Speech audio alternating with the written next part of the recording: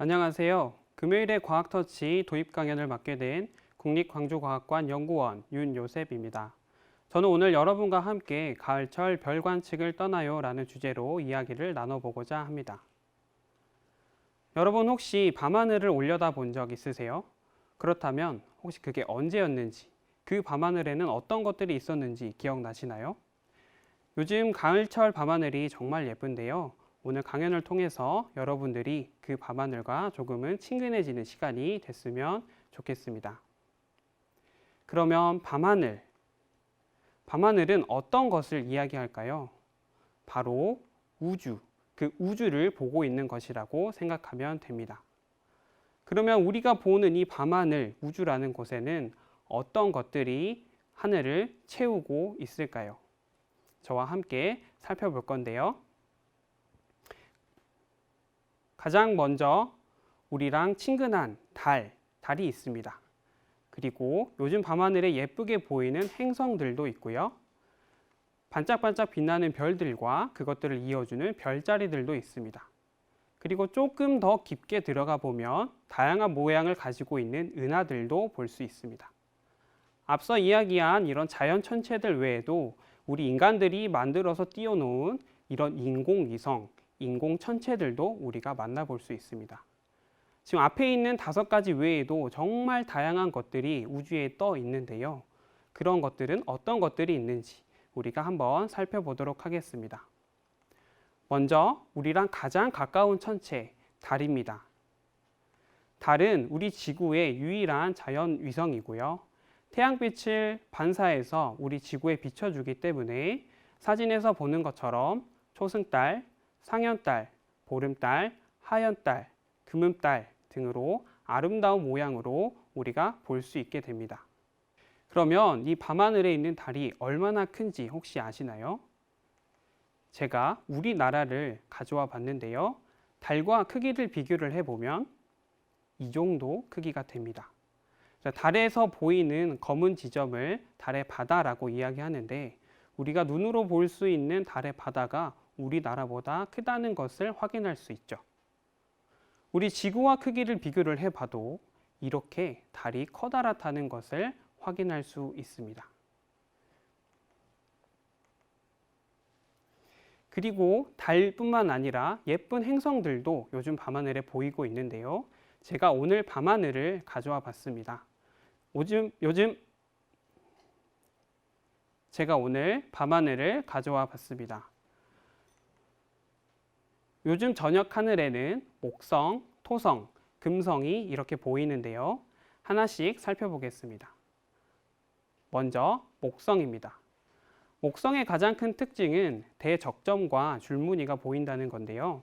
천체 망원경으로 관측을 하게 되면 줄무늬와 대적점도 잘 보이게 되고 갈릴레이의 4대 위성이라고 하는 목성의 위성들도 우리가 직접 눈으로 볼 수 있습니다. 그리고 사진 속에 보이는 파란색 부분은 목성에서 보이는 오로라 현상입니다. 그리고 이 목성이 얼마나 큰지 한번 여러분들께 알려드리기 위해서 제가 지구를 가져와 봤는데요. 우리 지구의 크기는 목성에 있는 대적점과 비슷하다고 할 수 있습니다. 그러면 이 목성이 얼마나 큰지 대충 짐작을 해볼 수 있겠지요. 그 다음으로 예쁜 고리를 가지고 있는 토성입니다. 토성도 요즘 밤하늘에 아주 예쁘게 빛나고 있는데요. 토성은 우리 태양계에서 2번째로 큰 행성이고 지구와 크기를 또 비교를 해보면 이 토성의 고리가 지구보다 훨씬 큰 것을 알 수 있죠. 이렇게 커다랗게 예쁘게 밤하늘을 빛내고 있습니다.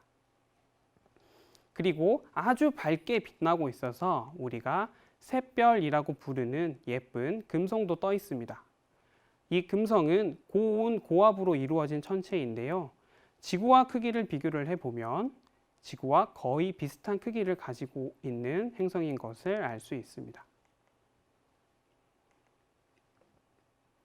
그리고 내년에는 아주 특별한 천문 현상이 있습니다. 오성취 또는 오성취합이라고 불리는 현상인데요.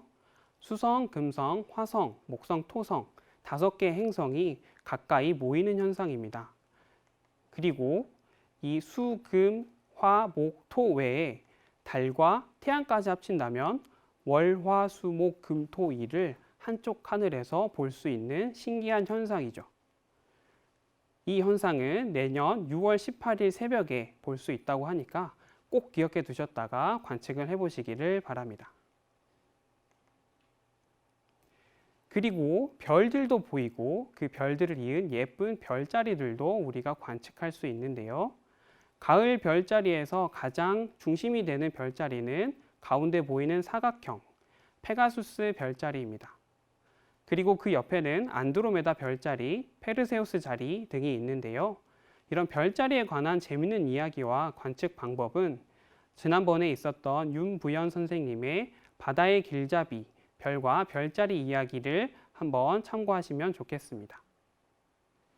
그리고 가을철 별자리에서 아주 예쁜 천체가 하나 있는데요.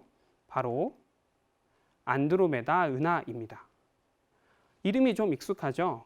왜냐하면 우리 은하와 가장 가까운 은하이기 때문입니다. 그러면 가까운 천체이기 때문에 조금 더 크게 보이진 않을까요? 그래서 밤하늘에서 얼마나 크게 보이는지 여러분들께 알려드리기 위해서 제가 아까 봤던 보름달을 가져와 봤습니다. 보름달보다 훨씬 크게 밤하늘을 수놓고 있는 안드로메다 은하를 볼 수 있습니다. 그런데 왜 우리는 이것을 눈으로 볼 수는 없을까요? 왜냐하면 안드로메다 은하가 우리와 아주 가깝다고 해도 달과 비교해 보면 아주 멀리 있기 때문에 그렇게 밝게 보이지는 않기 때문입니다. 그래도 관측 환경이 좋은 곳으로 가서 천체 망원경이나 쌍안경을 통해서 관측을 하면 희미하게나마 그 모습을 우리가 눈으로 직접 볼 수 있습니다. 그리고 이런 커다란 은하들이 모이면 은하단이라고 불리우는데요. 은하들이 수백 개가 모여서 하나의 천체인 것처럼 얽혀 있는 것을 은하단이라고 합니다. 이런 자연 천체뿐만 아니라 인공위성, 우리 인간들이 만든 인공 천체들도 우리가 눈으로 볼 수 있는데요. 가장 유명한 것이 국제우주정거장입니다. 국제우주정거장은 축구장만한 크기의 건물이라고 생각하시면 되는데요. 약 400km 상공에서 우리 지구를 돌고 있습니다. 또 하나 유명한 인공천체가 있는데 바로 허블 우주망원경입니다. 허블 우주망원경도 꽤 큰데요. 여러분들이 타고 다니는 시내버스 있지요? 그 시내버스 정도 크기를 생각하시면 되겠습니다. 그래서 이 높은 하늘에 축구장과 버스가 매일 15바퀴 정도씩 우리 지구를 돌고 있는데요. 그 횟수가 생각보다 많아서 여러분들이 관심을 가지면 한 번쯤은 눈으로 확인할 수 있습니다. 그래서 제가 언제 볼 수 있는지 한번 알아봤는데요. 국제우주정거장은 다음 주 11월 6일 새벽 5시 정도에 북동쪽 하늘에서 이렇게 지나가는 것을 볼 수 있고요. 허블 우주망원경은 바로 내일 저녁 7시 24분 정도에 남서쪽 하늘을 지나가는 것을 확인할 수 있습니다.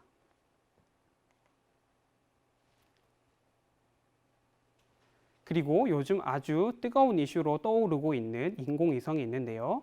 바로 스타링크라고 하는 인공위성입니다. 스타링크 인공위성은 인터넷을 공급하기 위해서 저궤도에 인공위성들을 띄운 것인데요. 현재까지는 약 1,800개 정도가 설치되어 있고 최종적으로는 42,000대를 설치할 예정입니다. 그래서 지금 화면에서 보시는 것처럼 우리 지구를 덮고 있는데 반사판이 관측자 쪽을 향하게 된다면 이렇게 지나가는 모습을 육안으로도 확인할 수 있습니다.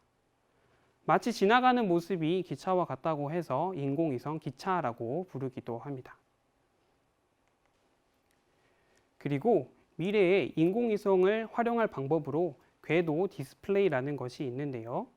이것은 저궤도에 인공위성을 띄워서 디스플레이를 만드는 것입니다. 영상을 보시면 인공위성을 띄우는 모습이고요.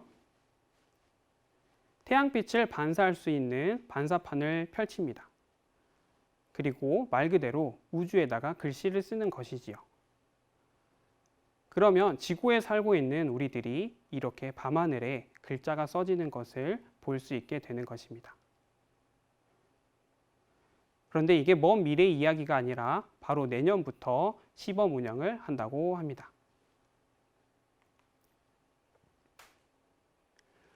그래서 이렇게 밤하늘을 수놓고 있는 천체들과 인공위성에 대해서 알아봤는데요. 그럼 이것들을 조금 더 재미있게 자세하게 볼 수 있으려면 우리가 어떤 것을 활용해야 할까요? 네, 바로 천체망원경이 필요합니다. 천체망원경은 여러 가지 종류가 있는데 가장 먼저 빛의 종류에 따라서 여러 가지로 나눌 수 있습니다. 우리가 눈으로 보는 가시광 영역을 보는 광학망원경이 있고요. 자외선망원경, 적외선망원경, 전파망원경, 우주선망원경, X선망원경 등 다양한 빛을 활용하는 망원경들이 있습니다. 그리고 설치 위치에 따라서도 망원경을 나눌 수 있는데요. 지상에 설치하면 지상망원경, 우주에 설치하면 우주망원경이라고 부릅니다. 가장 익숙한 구분은 빛을 모으는 방식에 따라 나누는 천체망원경 구분인데요. 굴절망원경과 반사망원경이 있습니다. 먼저 굴절망원경을 살펴보면 굴절망원경은 빛을 모으는 데에 렌즈를 사용하고요. 상이 깨끗하고 안정적인 편입니다. 대신 가공이 어렵기 때문에 가격이 비싸다는 단점이 있습니다. 반면 반사망원경은 빛을 모을 때 거울을 사용하는데요. 상은 조금 흔들리지만 저렴하게 만들 수 있고 가공이 쉽기 때문에 대형 망원경에 주로 사용하게 됩니다. 그러면 어떤 망원경이 좋은 망원경일까요?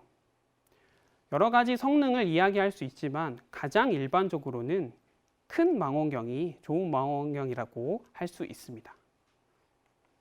그러면 우리나라에서 가장 큰 망원경은 어떤 망원경일까요?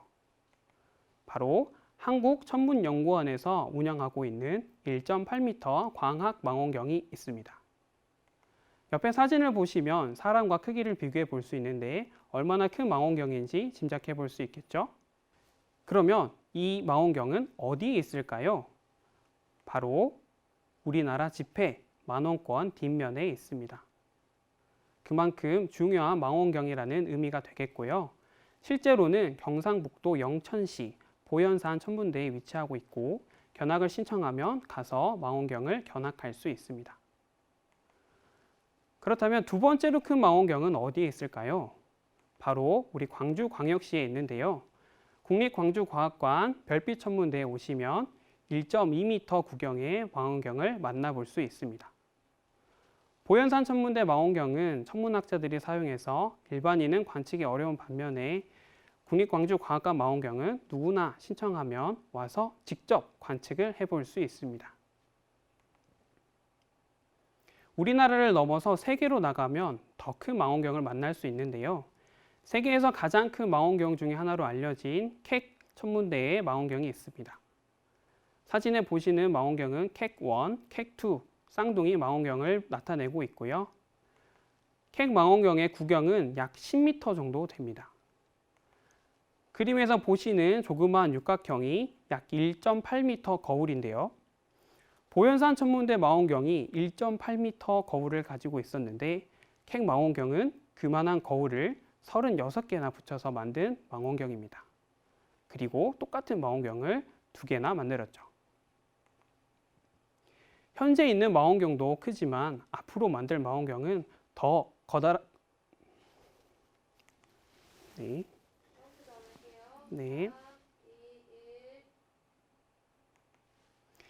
현재 있는 망원경도 크지만 앞으로 만들 망원경은 더 커다란데요. 미래의 천체 망원경 중에 가장 유명한 거대 마젤란 망원경입니다. 크기가 무려 25m나 되고요.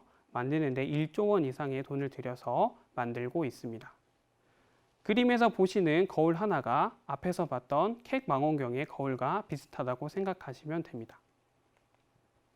그리고 이제는 다 완성이 돼서 우주로 올라갈 준비를 하고 있는 망원경이 있습니다. 바로 제임스 웹 우주 망원경인데요. 다다음 달 12월에 지구 바깥 160만 킬로미터에 설치할 예정입니다. 크기는 무려 6.5m, 비용은 11조 원 이상이 들었고요. 이 거대 마젤란 망원경과 제임스 웹 우주 망원경이 가동되게 된다면 어쩌면 우리가 배웠던 것들이 많이 바뀔지도 모르겠습니다. 지금까지 지구에서 바라보는 우주, 그 신비한 것들에 대해서 알아봤는데요. 우리가 직접 우주로 나가서 지구를 바라본다면, 혹은 달이나 화성에 직접 가본다면 어떨까요? 그런 우주 탐사가 계속해서 이루어지고 있습니다.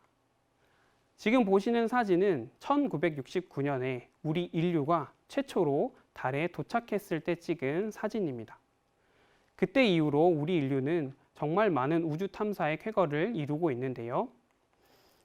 그 중에서 가장 많이 탐사를 진행하고 있는 화성 탐사 이야기를 해보겠습니다. 사진에서 보는 것은 큐리오시티라고 하는 탐사자가 찍은 셀프 카메라 사진입니다.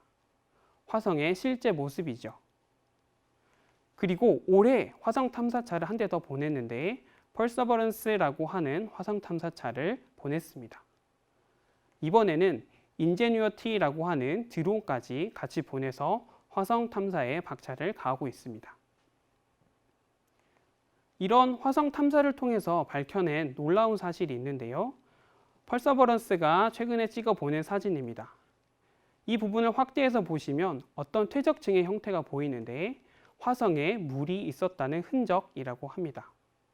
소량의 물이 아니라 많은 양의 물이 있었음을 확인할 수 있습니다.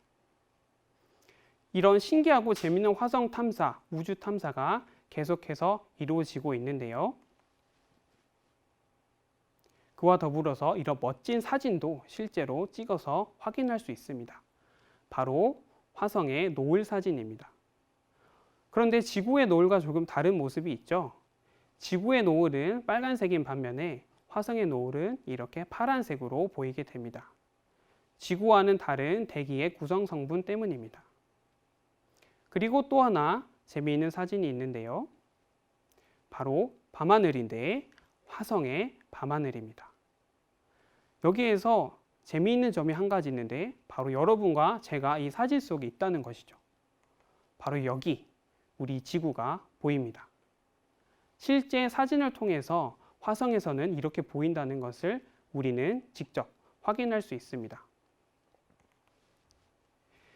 현재 진행되고 있는 우주 탐사 외에도 앞으로 진행될 신기하고 재미있는 우주 탐사 계획들이 있는데요. 그 중에서 정말 신기한 것을 하나 소개해 드리고자 합니다. 바로 아르테미스 계획입니다. 이 아르테미스 계획은 1969년 이후로 인류를 다시 달에 보내고 달에 우주 정거장을 만들 계획을 가지고 있습니다. 미국과 러시아를 포함한 세계 여러 나라들이 같이 진행하는 거대 국제 규모 프로젝트입니다. 그런데 이것이 우주 공상과학 영화에서 나타나는 그런 일들이 아니라 바로 2024년에 진행될 일들입니다.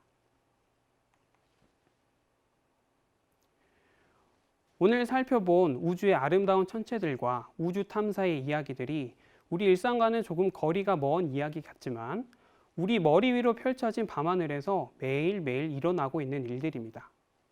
관심을 가지고 올려다보면 너무나 아름다운 우주, 지금 밖으로 한번 나가서 가을철 밤하늘을 한번 올려다보는 것은 어떨까요? 먼 훗날 여러분과 함께 저와 제가 저기 있는 밤하늘을 가리키면서 나 저기 다녀왔어 라고 말할 수 있는 그날을 기대하며 이상 강연을 마치도록 하겠습니다. 감사합니다.